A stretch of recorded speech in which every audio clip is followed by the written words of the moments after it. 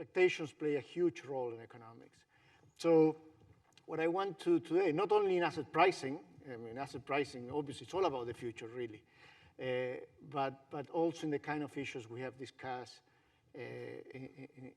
throughout the course. And so that's what I want to do, essentially, is I want to give you a shortcut to think about the role of expectations in the kind of models we have already discussed. And so I'm going to do all that in the most basic model we have discussed, which is the ISLM model. And I hope you'll get sort of the gist of what expectations can do in economics. So this is going to be a very compressed version, adapted version of chapters 15 and 16, but in terms of material, mapping into the book, those are the relevant chapters. And the main idea here is that the ISLM model, as we have described it up to now, really it overweights the present, okay? And in practice, expectations about future conditions play a big role in the decision of all economic actors. We look at investors, asset pricing, and so on, but it's also true of consumers. It's also true of firms. I mean, if you think about firms, an investment decision, we made a function of the interest rate and our current output, but it's quite clear that the reason firms invest is not because of the current condition, it's because they anticipate making profits in the future. So it's all about real expectations. And even governments and foreigners, when they invest, sort of do foreign direct investment, they go and invest in a country, it's a lot about expectations of what the country will do in the future. I mean, political elections, for example, have huge impact on asset prices and so on, precisely because they change what people think, for good or for bad, about future conditions, okay? So expectations is just huge in economics. So we're going to do things in two steps. The first, I'm going to revisit sort of the consumption function and the investment function, now taking into account expectations and motivate how you should really think about consumption and investment in a more realistic model than we have been discussing. And then I want to embed not the fully fleshed out consumption and investment decisions, but the flavor of the role of the future into the ISLM model, okay? And by then, sort of, you will have seen all that I wanted to communicate, at least in this set of lectures. So let's think about first consumption. Up to now, we assume that consumption depended only on disposable income, on current disposable income. But that's not really the way it works. And one of the first in formulating, more or less formally, how consumption decisions are really made is Milton Friedman. And he called it the permanent income theory of consumption, meaning what really matters to you in a consumption decision is not so much your current income, but it's what you expect to get on average during your lifetime. And you don't want to be moving consumption up and down like crazy. Once you realize sort of more or less what you'll get on average, then consumption should be related to that concept. And in a sense, it's also, by thinking in these terms, you're also drawing a big distinction between things that are temporary and that shouldn't matter a lot for your consumption decisions versus things that are permanent, that clearly have a potential to have a much larger impact on your consumption. Of course, you can have temporary things that are very large. I mean, you win the lottery, that's a huge temporary shock, but probably you're not going to spend the whole lottery right away. You're going to smooth it over your lifetime in any event, okay? And that actually relates to, more or less at the same time, Milton Friedman was at Chicago, Franco Modigliani at MIT, we will develop sort of a life cycle theory of consumption. It says, look, even at the level of an individual, the day-to-day income is not really what pins down the level of consumption, because people know early in life that they have a lower income than they will have later on, so they will tend to spend and borrow more when they're young. Then in the middle, when they're in the middle of their life cycle, before retirement, they panic and you tend to save more, so you don't consume all you have because you know that there are many years ahead of you where income will be lower than your consumption needs. So there's also a sense of intertemporal smoothing of your consumption. You don't follow income second by second. You sort of try to stabilize consumption over time, more or less, and that means that you have to think more about your permanent income, what you'll get on average, rather than what you get in the short run. So when you start thinking about consumption in those terms, what really you think, well, what really matters then is total wealth more than income, okay? How wealthy you are will pin down more or less the consumption you have, more than your current income. And there are two senses of wealth. One is financial wealth, okay? All the assets you may have, you may expect to inherit or whatever, minus the debts you have.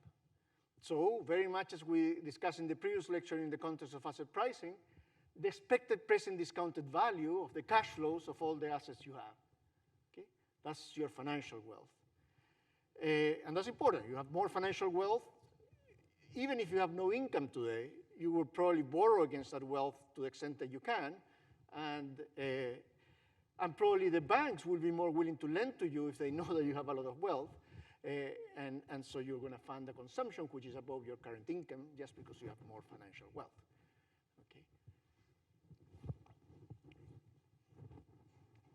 In fact, the very rich seldom sell assets. They borrow against those assets to fund consumption. That's the way sort of it works. There are tax advantages of doing that and so on, but that's the way it works. Okay? And the very rich often have no income, at least labor income. All the income comes from returns on assets. And again, they mostly borrow against that. But in any event, the point there is that what really pins out your consumption is your wealth, not the current flow of income. And the other very important concept, which is a bigger thing for most individuals, is human wealth. I mean, this is huge for all of you here. You know, it's obvious that your current income is a lot lower than what your income will be in the future. You have a lot of human capital, okay? And so that's also a concept of expected present discounted value, is you expect to earn a lot of income in the future, and therefore it makes sense that at this stage of your life you borrow.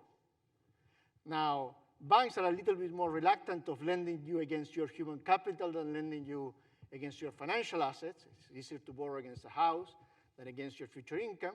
But even there, probably you're going to sort of not going to be saving a lot on this time of your life because you know that your income is a lot higher in the future. That we call human wealth, okay? And total wealth is just a sum of financial wealth plus human wealth. So at its most basic level, and those are, sorry, just to relate to things within the previous two lectures, those are two expected present discounted value. You don't know exactly how much income you're going to get. You get a sense of more or less what somebody like you does in the future, more or less on average, and so on. So you have a sense, you have an expected cash flow, labor income flow in the future. You don't know what the interest rates are exactly, you know, so you're going to guess more or less what the future interest rate is, and that gives you a sense of human wealth. And I know that many of these things you're not calculating every night what your human wealth is, and then calculating, you know, it consumes 5% of that or 3.5% of that. But, you know, a lot of this is very behavioral. It's really ingrained in you. And you're probably more likely to spend more if you think that you're going to be doing well in the future than not. Maybe you're too busy now to spend a lot. But, you know, at some point, when you're given the opportunity, that will make a difference. Traders, very successful traders, they get a very low income. So essentially, they live out of the income that they get. They couldn't afford what they normally afford, but they spent a lot more than that income because they expect to get a big bonus and things like that. That's the income that comes in the future. Okay. So in principle, your consumption should be something that is not proportional to your disposable income, but really proportional to your wealth. Okay? And there are estimates of what that proportionality factor is. And that's what I said.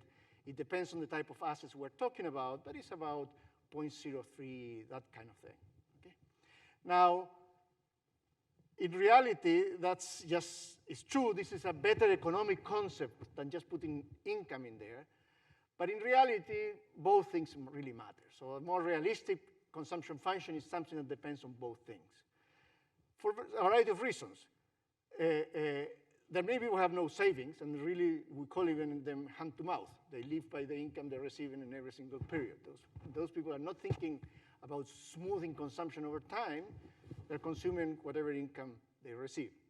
As I said before, most banks are not likely to lend you a lot against your expected present discounted value of labor income.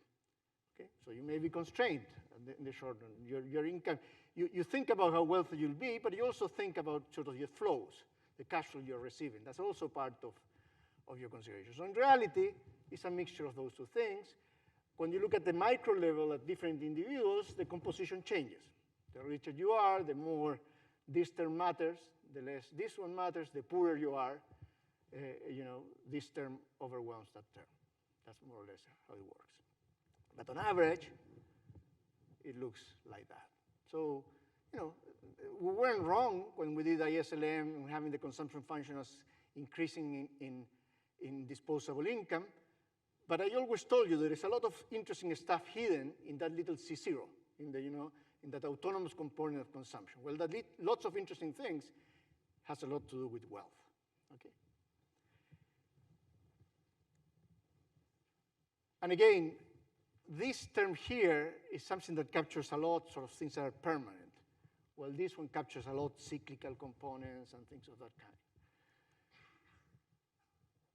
So interpreted this way, the reason people during booms, even though human wealth may not change much over time, financial wealth typically changes in a boom. But it's also the case that in a boom, wages are higher and all that, and people tend to spend more. So, okay? Even so, this captures a lot the temporary component. When you're in a boom, it's likely that you're going to consume more for any given level of wealth. Okay? It's temporary, but that's what it is. What about investment? That's a decision by the firm. How much physical capital? I'm talking about physical investment, real investment, not financial investment. The decision also depends on current, but particularly on expected profits. And when you think about expected profits, you need to think about interest rate as well. We put the interest rate aside, you say, well, okay, it's more expensive to borrow if the interest rate is high. True, but actually it matters a lot more than just that, because it matters also through the expected present discounted value of your future cash flows. If the interest rates are very high and they're expected to remain very high, that means a project that gives you lots of return in the future, lots of cash flow in the future, may not be worth a lot, simply because interest rates are very high, so the discounting of the future cash flows is very high. And in that environment, investments that give you a quick return are worth more than things that have a payoff in the very long run. So the decision, for example, of buying a machine needs to look at the price of the machine right now, and then an expected present discounted value of the cash flows. Okay? So let's think a bit more carefully about that decision.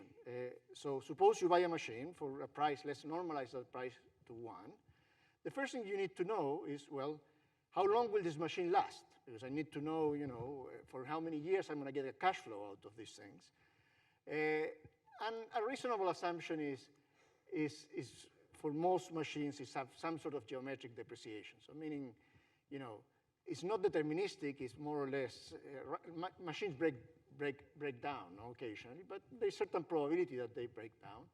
We typically call that, notation in economics, is we refer to that as delta. That's the depreciation probability. So if you think in terms of expected value, you buy a machine today, and you ask, how much of a machine I'll have next year? Well, it's going to be a weighted average of 0 and 1, probably. But on average, it's going to be 1 minus delta. So if a machine depreciates sort of the probability of the machine breaking down over a year is 5%, then 1 minus delta is 0.95, say. What is the probability that the machine is still producing 2 years from now? Well, 1 minus delta squared, and so on and so forth. Okay? So that's the first thing you know. I have this machine, and it's likely to give me cash flows over these many years, and so on. And then I have to know how much expected profits I expect to get in each of those years. And then I need also to know what are the interest rates that are likely to prevail during the lifetime of the machine, and so on. So at the end of the day, when I calculate, I do my little project, and I need to decide whether 1, which was the price of the machine or not, is too expensive or too cheap. I need to compare it with the expected present discounted value that I have for that machine. So here is an example. This is a machine that gives the first expected cash flow comes next year. I set it up today, and I generate profits. by the end of the year or at the beginning of the next year. That's expected profits for the first year of the machine, which comes at the end of the first year, discounted by an interest rate that I know today. I know the interest rate for 1 year. What about the cash flow that I expect for 2 years from now? Well, that's expected cash flow. If the machine is working properly, that's the probability that the machine lasts to the second year. Or you can also assume that the machine sort of breaks down in little pieces every year. No? You get 0.95 of the machine in the second year, 1 minus 1.05 squared 2 years from now, and so on and so forth. So, but I also now, when I think about the cash flow in the second year, I don't know the interest rate for the second year.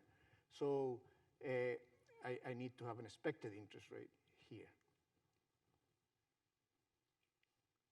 And so on, so forth, okay? If the machine lasts for many, many years, that's what I get. A question, by the way, I'm saying, yeah, I need to have expectations here and so on. But the truth is that the guy that invests in the machine doesn't need to have that expectation, because I could replace this for something that is known today. What would that be?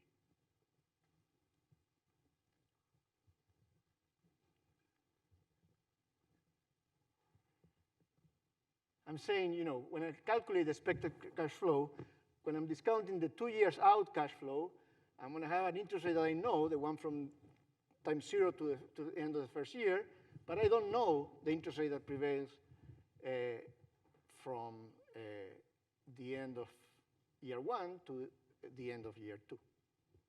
That's what I wrote here. But I said, but there is something in the market that I could look at and that I really know. What is that? Exactly. I could use 1 plus R2. These are 1-year rates, R2T squared. Okay. So when you have the term structure, when you see all the interest rates, a firm deciding whether to invest or not has the interest rate it needs. It doesn't need to have expectations, form expectations about the interest rate. The market is doing it for them. Now, the guy may choose to be a trader and decide that he doesn't like the interest rate that the market is pricing in, but that's a different trade. It's not the investment decision of the firm. The firm will have to make a forecast about expected cash flow and so on, but that's it from the machine and so on. Okay. So obviously, the larger this is, the more you're going to invest, the more machines you're going to buy and so on.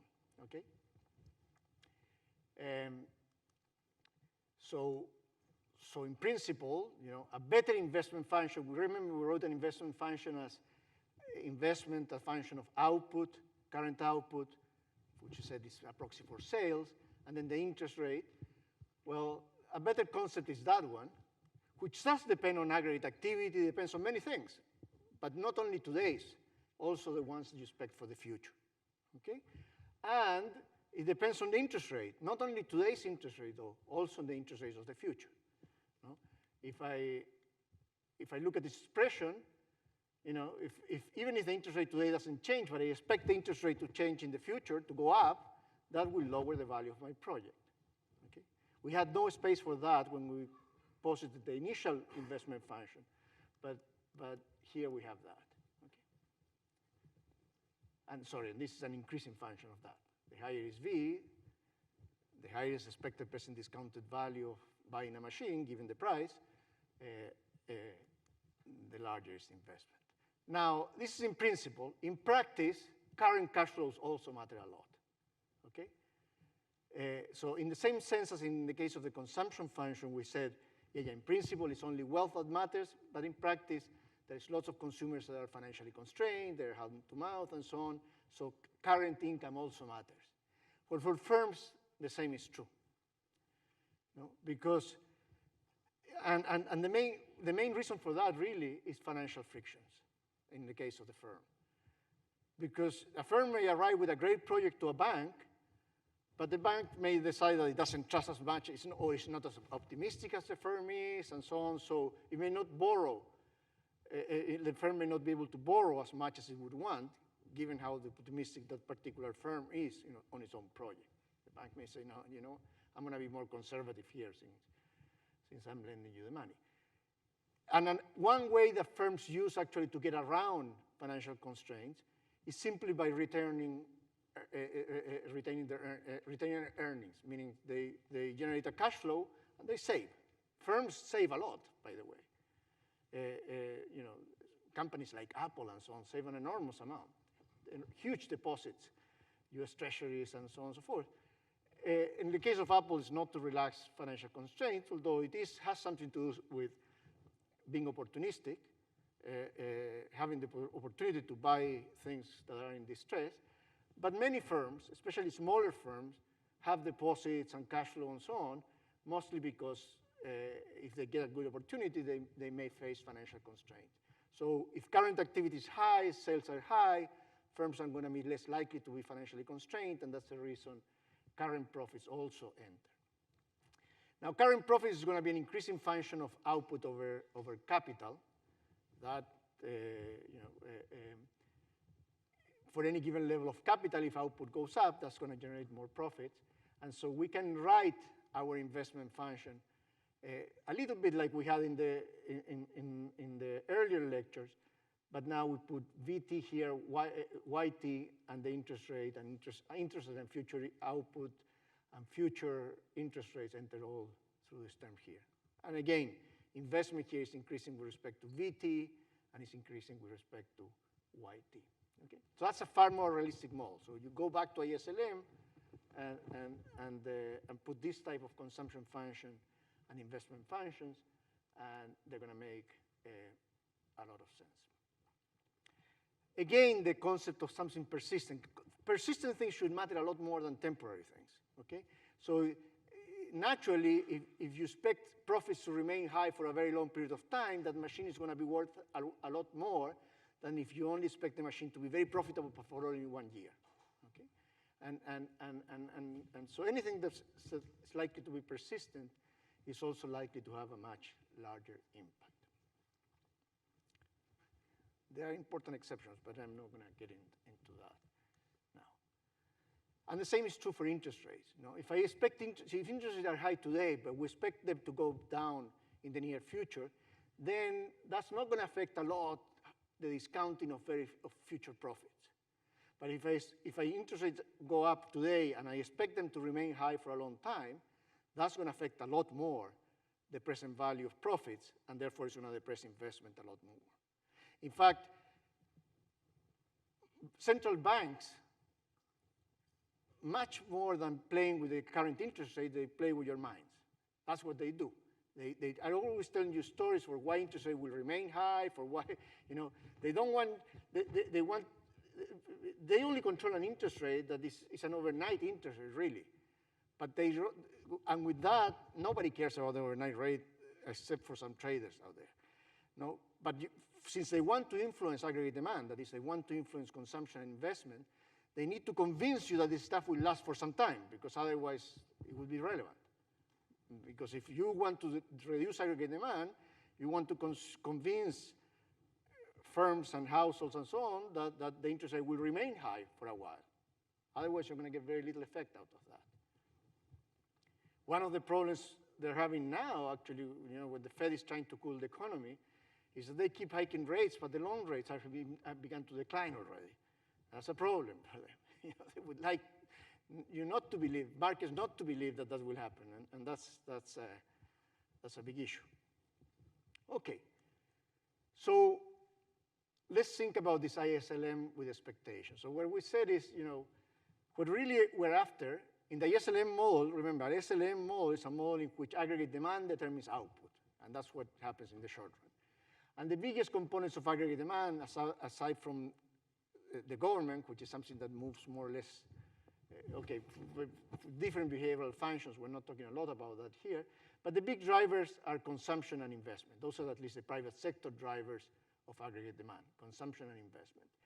And what we've said now is that, that human wealth is affected not only by current income, but future after labor income, future real interest rate.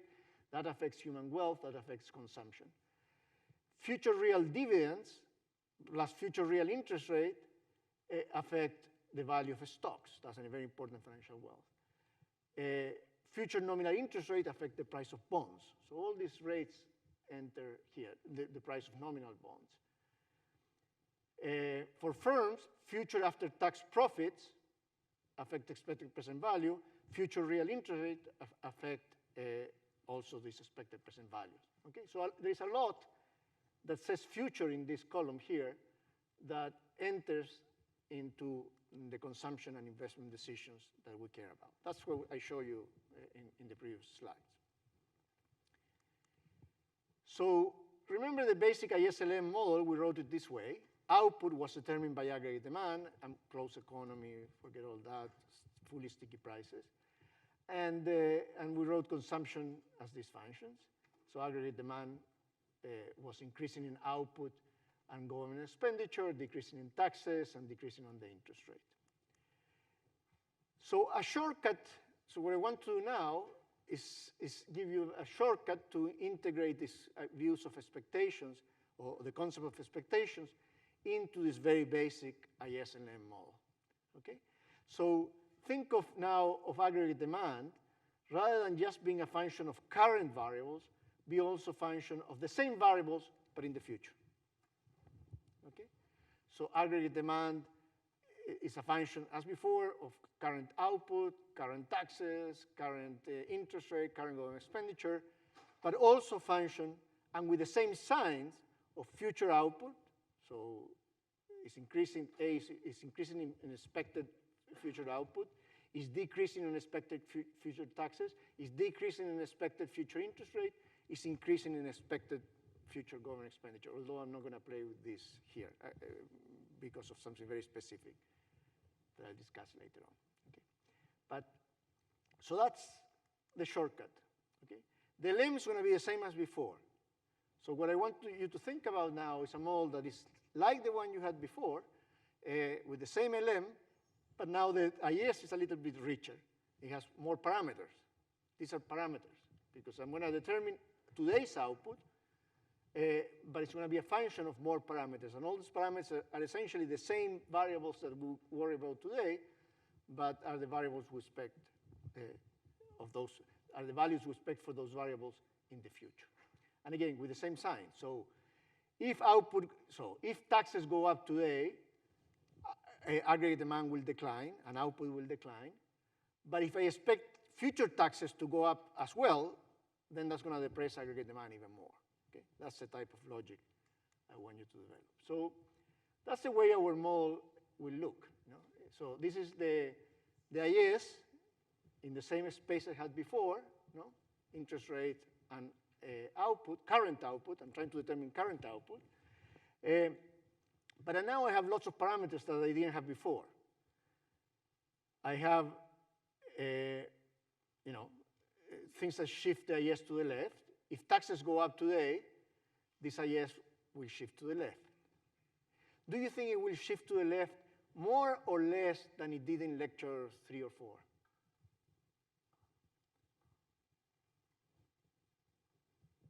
So suppose we increase taxes by 10%.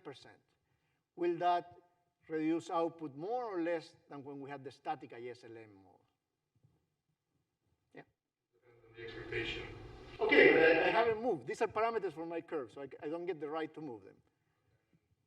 Less, no? Less because now we said it's not only the present that matters, it's a combination of the present and the future. So that means that anything that is just the present will matter less than in the past. Otherwise, you see that? And suppose we had a 2-period model, and I give equal weight to the present and the future, then I'm going to cut the effect of the present in half. I'm exaggerating there, but that's more or less the logic. Okay.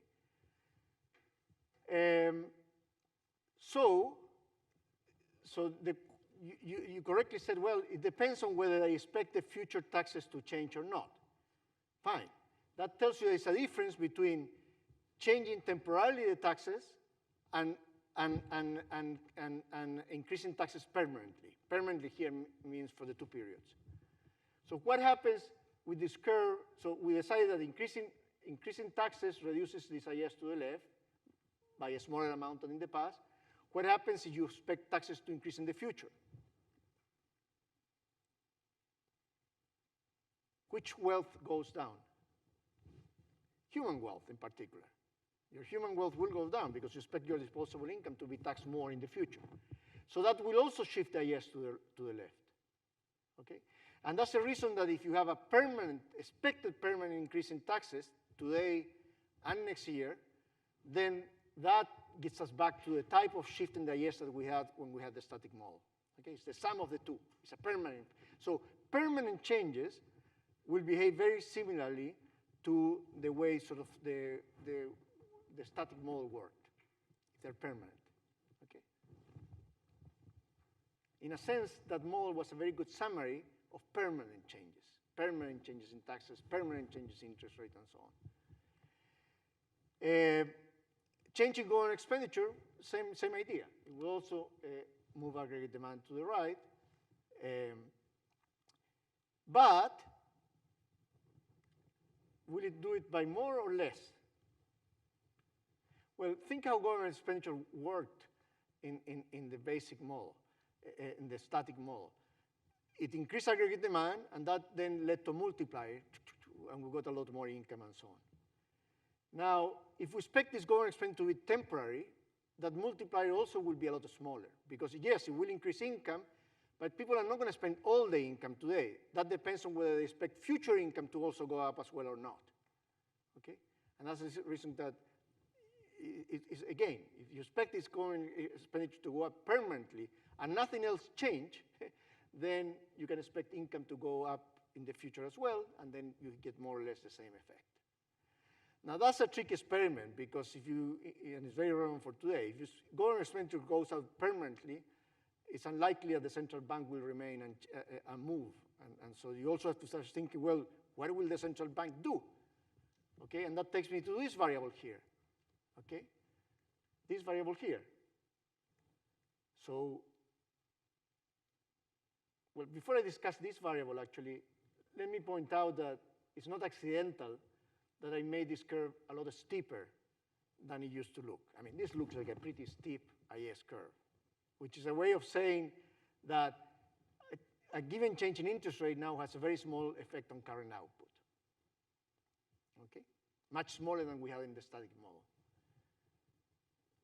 And the reason is, again, this permanent versus transitory. If you expect the interest rate to decline only for today, and that's it, that's not going to have a very large effect on consumption. It's not going to have a very large effect on investment. For the interest rate decline to have a very lasting effect, a very large impact on consumption and on investment, it has to affect the expected present discounted values in a meaningful way. And for that, you want those changes to be more or less permanent, persistent, that private agents think that this change in the interest rate will be significant. So it's good to separate the two things. So if the Fed cuts the interest rate, but doesn't persuade anyone that this rate will remain low in the future, then it's going to get very small effect on output. However, if we convince people that there will be future changes, that the rates will remain lower for a long time, that means that this IS now will shift to the right. Okay, that's what we have here. Okay, so you have to distinguish. It's a movement. When the Fed cuts the interest rate, you get a small movement along the curve.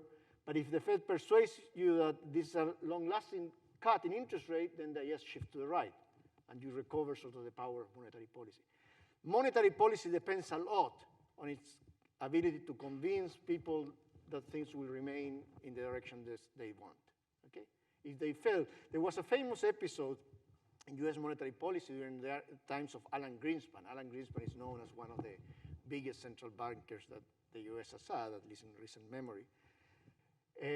He went through a period which was known as the Greenspan conundrum. That is, the economy was overheating.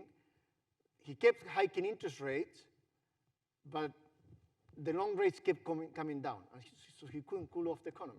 There was no way around that, because he couldn't persuade the markets that this would be a long-lasting effect. The reason was a different one. It was not that he couldn't persuade the market. It happens that at the same time you had China sending massive capital flows to the US, And but the point is that the Fed couldn't move the interest rate in the long run. And so it was very ineffective in terms of its monetary policy. So again, expectations matter quite a bit. So let's think about this is what I was just discussing. So monetary policy, I should have, so you're not going to do a lot unless you persuade people that the interest rate will remain low for quite some time. And notice that there's here, everything comes into line, because if the Fed convinced that the interest rate will be lower in the future as well, then you get the IS to shift to the right. But if interest rate will be low in the future, that means output will be high in the future as well, which further shift the IS to the right. Okay?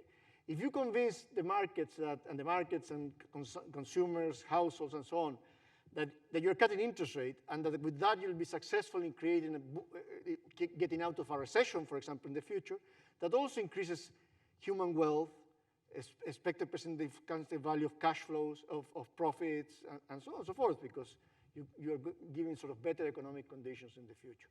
So again, for central banks, it's a lot like, it's mostly about expectations management. That's the business of a central bank, really. I don't know how many of you are soccer fans, but there was a famous story of Mervyn King. Mervyn King was also one of the biggest central bankers that the UK has had, fairly recent. And he described, he's British, he's Lord nowadays, and he described good monetary policy very much like Maradona's score against the UK, England in some World Cup. I don't remember which one.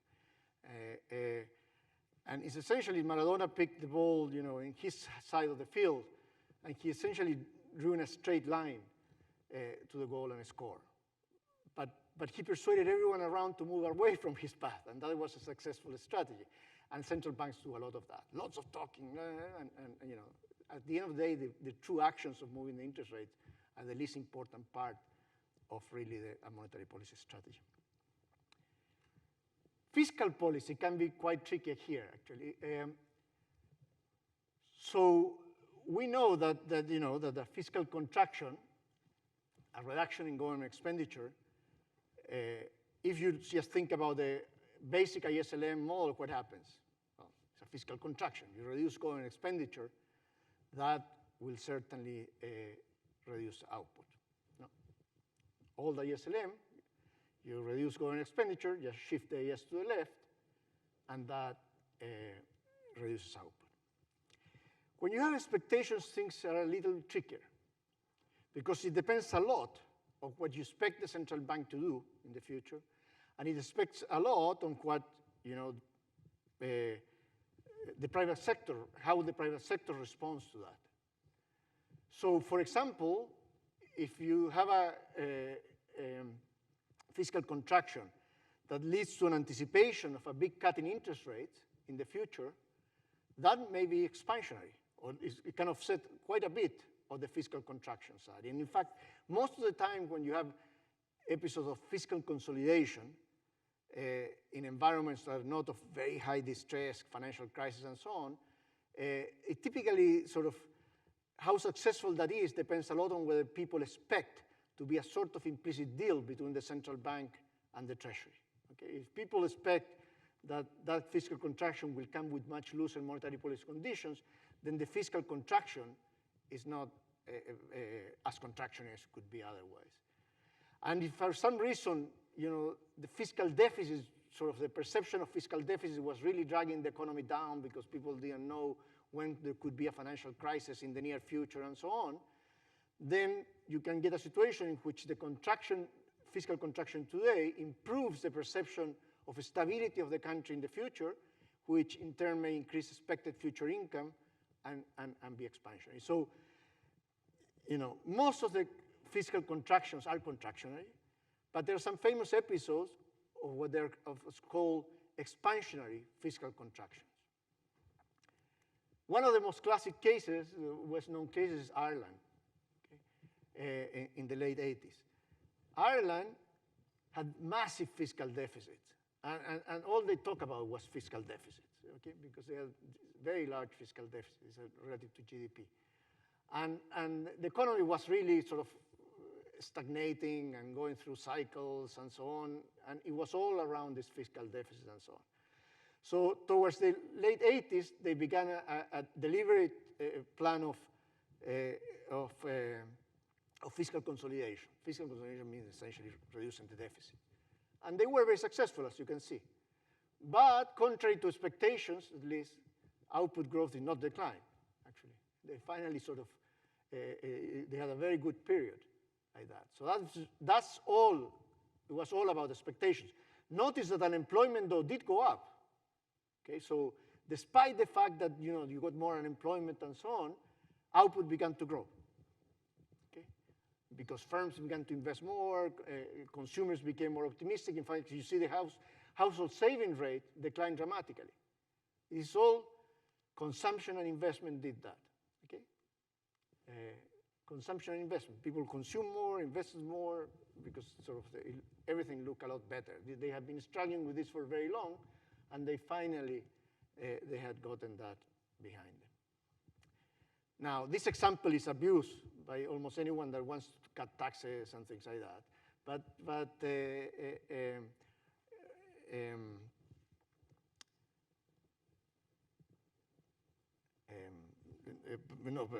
almost anyone that wants to cut fiscal expenditure. But there are experiences. There's a whole spectrum of experiences, but in situations as extreme as this one, it clearly proved to be very effective. So that's that. So let me take a stock. So the role of this lecture was to say something that I sort of should have said earlier on, but I would have been a bit confusing. So I decided not to talk too much about it, but it's very important. Expectations play a central role in economics. In particular, expectations influence aggregate demand. And for us, this course was a lot about aggregate demand, except for the part on growth, it was a lot about aggregate demand. Now, we did talk about expectations, but we did talk about expectations mostly in the context of aggregate supply. Remember, when we talk about the Phillips curve, we did have expectations because wage setting was a function of expected prices and so on and so forth. So we did talk about the role of expectation in aggregate supply very quickly. But I think a much bigger role of expectation is really on aggregate demand, and certainly on asset prices. But aggregate demand and asset prices are connected because asset prices is about wealth and the value of future cash flows, which are more or less the same drivers as for investment and consumption. And finally, I want to say that many times when you find sort of episodes of fiscal, even sometimes monetary policies that are counterintuitive, is entirely due to the expectations part. So this case of fiscal consolidation is not that the cutting in fiscal expenditure was expansionary. That was not. That was contractionary. But it was overwhelmed or offset, more than offset, by the improvement in the outlook that you had. And that also happens with monetary policy. Countries that have high inflation problems and so on sometimes and they have to go through dramatic tightenings and so on. Yes, most of them get sort of very short-lived recession, but sometimes they're very short-lived recessions because eventually sort of the reduction in the instability caused by high and unstable inflation sort of ends up dominating any direct contractionary effect of monetary policy.